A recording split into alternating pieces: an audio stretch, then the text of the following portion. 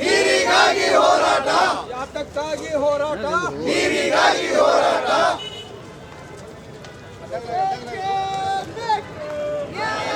ಬೇಕು ನಮ್ಮ ಹಕ್ಕು, ನಮ್ಮ ಹಕ್ಕರ ಅಧಿಕಾರ.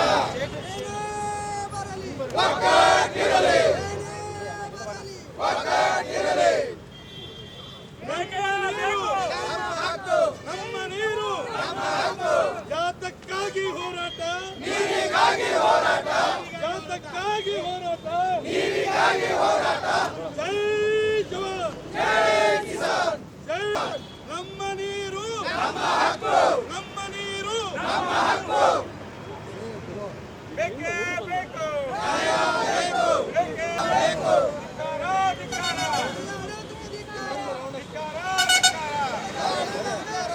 ಧಿಕ್ಕಾರ. ಧಿಕ್ಕಾರ, ಧಿಕ್ಕಾರ. ನೀರಿಗಾಗಿ ಹೋರಾಟ, ನಮ್ಮ ಹಕ್ಕು, ನಮ್ಮ ಹಕ್ಕು. ನ್ಯಾಯ ಬೇಕು, ಯಾತಕ್ಕಾಗಿ ಹೋರಾಟ, ನೀರಿಗಾಗಿ ಹೋರಾಟ, ಯಾತಕ್ಕಾಗಿ ಹೋರಾಟ. ನೀರಿನ ಹಕ್ಕು, ನಮ್ಮ ನೀರು, ನಮ್ಮ ಹಕ್ಕು. ಬೇಕೇ ಬೇಕು, ನ್ಯಾಯ ಬೇಕು, ಬೇಕೇ ಬೇಕು. ನ್ಯಾಯ ಬೇಕು. ಅನ್ಯಾಯ, ಅನ್ಯಾಯ.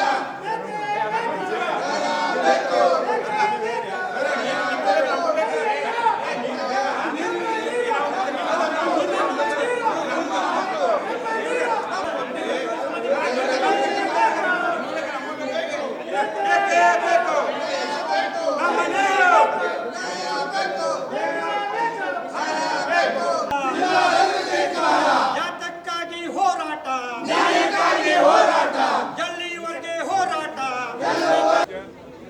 चाललेली आहे आणि हे पाण्याचा प्रश्न उद्या अडचण येणार नाही अशा प्रकारचे त्यावेळेला धरणा झाल्यानंतर हे पाणी या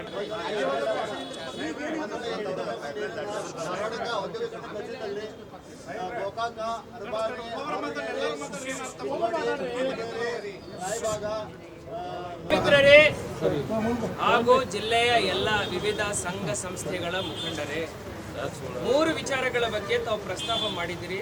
3 ವಿಚಾರಗಳಿಗೆ ನಾನು ಒಂದು ಸ್ಪಷ್ಟೀಕರಣ ಕೊಡ್ತೀನಿ. ಮುಂದಿನ ಕ್ರಮ ಜಿಲ್ಲಾಡಳಿತದಿಂದ ನಾವು ಏನು ಮಾಡ್ತಾ ಇದ್ದೀವಿ ಅದನ್ನು ಸ್ಪಷ್ಟವಾಗಿ ತಮಗೆ ಹೇಳ್ತೀನಿ.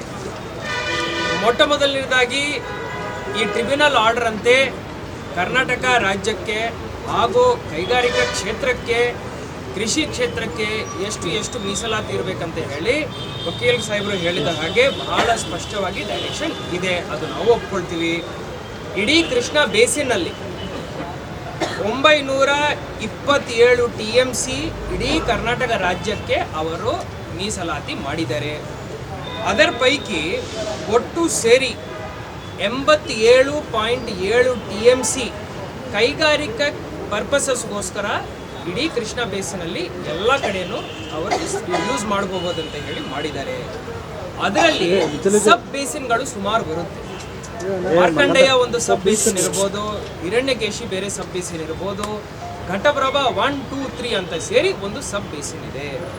ಈ ಸಬ್ ಬೇಸಿನ್ಗಳಲ್ಲಿ ಕೃಷಿ ಚಟುವಟಿಕೆಗಳಿಗೆ ಇರಿಗೇಷನ್ಗೋಸ್ಕರ 81.8 TMC ವಿಡ್ರಾವಲ್ ಅಂತ ಅವರು ಇಟ್ಕೊಂಡಿದ್ದಾರೆ. ನಮ್ಮದು ಕೆಪಾಸಿಟಿ ಎಷ್ಟಿದೆ? ಅದು ಬರೀ ಡ್ಯಾಮ್ ಕೆಪಾಸಿಟಿ. ಇಡೀ ರಿವರ್ ಬೇಸಿನಲ್ಲಿ ಇರುವಂಥ ನೀರು ಪೈಕಿ ನಾನು ಈಗ ತಮಗೆ ಹೇಳ್ತಾ ಇದ್ದೀನಿ. 81.8 TMC ಇರಿಗೇಷನ್ಗೋಸ್ಕರ ಅವರು ಮೀಸಲಾತಿ ಇಟ್ಟಿದ್ದಾರೆ. ಯಾರು? ಟ್ರಿಬ್ಯುನಲ್ ಅವರು ಇಟ್ಟಿದ್ದಾರೆ. ಅದಲ್ಲದೆ ಕುಡಿಲಿಕ್ಕೆ ನೀರು ಅಂತ ಹೇಳಿ 0.39 ಅಂದರೆ 0.4 ಅಂದಾಜು TMC ಅನ್ನು ಅವರು ಕುಡಿಯಲಿಕ್ಕೆ ನೀರಿಗೋಸ್ಕರ ಅವರು ಇಟ್ಕೊಂಡಿದ್ದಾರೆ.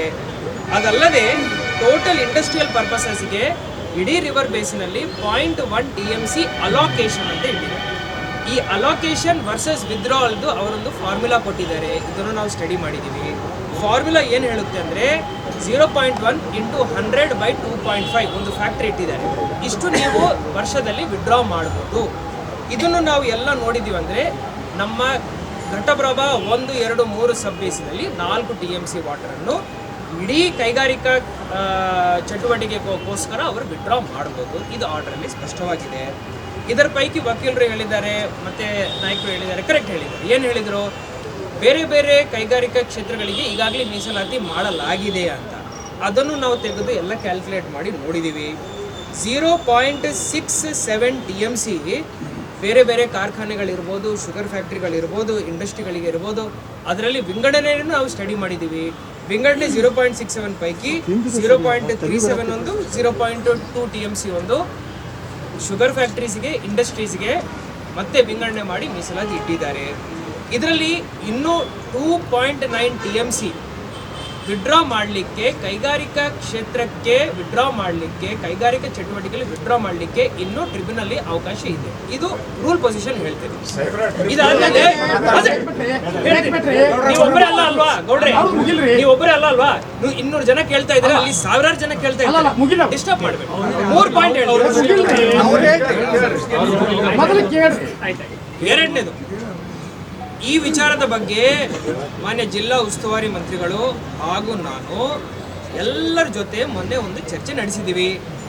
ಇದರಲ್ಲಿ ನಮ್ಮ ಮೇಲೆ ಯಾವುದೇ ಪೊಲಿಟಿಕಲ್ ಒತ್ತಡ ಇಲ್ಲ, ಯಾವುದೇ ಕೈಗಾರಿಕಾ ಲಾಬಿ ಒತ್ತಡ ಇಲ್ಲ. ಸಾಹೇಬರು ಏನು ಹೇಳಿದ್ದಾರೆ ಅಂದರೆ, ನಾವು ಮುಖ್ಯಮಂತ್ರಿ ಹತ್ರ ಹೋಗಿ ಈ ರೂಲ್ ಪೊಸಿಷನ್ ಏನಿದೆ, ನಮ್ಮ ಜಿಲ್ಲೆಗೆ ಏನಾಗಬೇಕಂತ ಹೇಳಿ ನಾನಲ್ಲಿ ಮಾತಾಡ್ತೀನಿ ಅಂತ ನಮಗೆ ಮಾತು ಕೊಟ್ಟಿದ್ದಾರೆ. ಆವಾಗ 3-4 ಜನ ರೈತ ಮುಖಂಡರು ಇದ್ದರು, ಹಾಗೂ ನಮ್ಮ ಮಾಧ್ಯಮದ ಸಮಿತ್ರರು ಇದ್ದರು. ಅವ್ರ ಎದುರುಗಡೆ ಮಾತು ಕೊಟ್ಟಿದ್ದಾರೆ. ಆ ಮಾತನ್ನು ಅವರು ಉಳಿಸ್ಕೊಳ್ತಾರೆ, ನಾವು ಅದನ್ನು ನಂಬ್ತೀವಿ. ಅಲ್ಲಿ ಹೋಗಿ ಅವರಿಗೆ ನನ್ನ ಅವಶ್ಯಕತೆ ಇದೆ ಅಂದರೆ ನಾನು ಬೆಂಗಳೂರಲ್ಲಿ ಆ ಮೀಟಿಂಗಲ್ಲಿ ಭಾಗಿಯಾಗಿ ನಾನು ನನ್ನ ಪಾಯಿಂಟ್ನ ಎಕ್ಸ್ಪ್ಲೇನ್ ಮಾಡ್ತೀನಿ. 3ನೇ ಪಾಯಿಂಟ್, ಜಿಲ್ಲಾ ಆಡಳಿತದಿಂದ ವಕೀಲರು ಸಾಹೇಬರು ಕೇಳಿದ್ದಾರೆ, ನಾವು ಯಾವುದೇ ಪರ್ಮಿಷನ್ ಕೊಡಲಿಲ್ಲ, ನಾವು ವೆಯ್ಟ್ ಮಾಡ್ತಾ ಇದ್ದೀವಿ ಏನಾದರೂ ಅವರಿಗೆ ಪರ್ಮಿಷನ್ ಇದೆಯಾ ಇಲ್ಲ ವಗೇರ ವಗೇರ ಅಂತ ಹೇಳಿ. ಮೊನ್ನೆ ತಾನೇ ನಾವು ಮೀಟಿಂಗ್ ಮಾಡಿದ್ದೀವಿ. ನಿನ್ನೆ ಎಲ್ಲ ಮಾಹಿತಿ ಸಂಗ್ರಹಣೆ ಮಾಡಿ ಒಂದು ದೊಡ್ಡ ಮೀಟಿಂಗ್ ನಾವು ಮಾಡಿಕೊಂಡು ಫೈಲ್ ಬಿಲ್ಡಪ್ ಮಾಡ್ಕೊಂಡಿದ್ದೀವಿ. ನಾವು ಅವರಿಗೆ ಫಸ್ಟ್ ನೋಟಿಸ್ ಇಶ್ಯೂ ಮಾಡ್ತೀವಿ. ಏನಂತ ಇಶ್ಯೂ ಮಾಡ್ತೀವಿ? ಈ ಕೆಲಸ ಮಾಡ್ತಾ ಇದ್ದೀರಾ, ಇದಕ್ಕೆ ಎಲ್ಲ ಪರ್ಮಿಷನ್ ನೀವು ತಗೊಂಡಿದ್ದೀರಾ ಅಂತ ಹೇಳಿ ಒಂದು ಚೆಕ್ ಲಿಸ್ಟ್ ಕೊಡ್ತೀವಿ. 3 ದಿವಸ ಅವರಿಗೆ ಟೈಮ್ ಕೊಡ್ತೀವಿ. ಇದರೊಳಗಡೆ ನನ್ನ ಪ್ರಕಾರ ಬೆಂಗಳೂರಲ್ಲಿ ಮೀಟಿಂಗ್ ಆಗುತ್ತೆ. ಇದು ನಮ್ಮ ಕ್ರಮ. 4ನೇ ಪಾಯಿಂಟ್, ತಾವು ಹೇಳಿದ ಹಾಗೆ ಬೇರೆ ಬೇರೆ ಪರ್ಯಾಯ ವ್ಯವಸ್ಥೆಗಳು ಏನೇನಿದ್ದಾವೆ ಬೇರೆ ಬೇರೆ ರಿವರ್ ಬೇಸಿನ್ಸಲ್ಲಿ, ಈಗ ತಾವು ಬನ್ನಿಹಾಳ್ ಚೆಕ್ ಡ್ಯಾಮ್ ಅಂತ ಹೇಳಿದಿರಿ, ಅದೇ ರೀತಿ ಬೇರೆ ಬೇರೆ ನಾವು ಅವಾಗ ಕೂತ್ಕೊಂಡುವಾಗ ಫೈಲ್ ನೋಡುವಾಗ ಸುಮಾರು ಆಪ್ಷನ್ಸ್ ನಮಗೂ ಕಂಡು ಬಂದಿದ್ದಾವೆ. ಆ ಆಪ್ಷನ್ಸ್ನು ನಾವು ಆ ಮೇಲಿನ ರಾಜ್ಯ ಮಟ್ಟದಲ್ಲಿ ಏನು ನಿರ್ಧಾರ ತಗೊಳ್ತಾರೆ ಆವಾಗ ಅದನ್ನು ನಾವು ಇಡ್ತೀವಿ. ತಮ್ಮ ಪಾಯಿಂಟ್ ಏನಿದೆ, ಏನು ನನಗೆ ಪೇಪರ್ ಕೊಟ್ಟಿದ್ದೀರಿ, 3 ಪೇಜ್ ಇದ್ದಾವೆ, ಇದನ್ನು ಸ್ಪಷ್ಟವಾಗಿ ಓದ್ತೀನಿ. ಅಲ್ಲಿ ಹೋಗಿ ಇಡೀ ಜಿಲ್ಲಾಡಳಿತ ತಾವು ಏನೇನು ಹೇಳ್ತಾ ಇದ್ದೀರಿ, ಜಿಲ್ಲೆ ಅಭಿವೃದ್ಧಿಗೋಸ್ಕರ ನಾವು ಕೆಲಸ ಮಾಡಲಿಕ್ಕೆ ತಮ್ಮ ಜೊತೆ ಇರ್ತೀವಿ. ಈಗ ಹೇಳಿ ಜಿಲ್ಲೆಗೆ ಕುಡಿ ಗ್ರಾಮೀಣ ಭಾಗಗಳದಾಗ್ರಿ ನೀವಂತೂ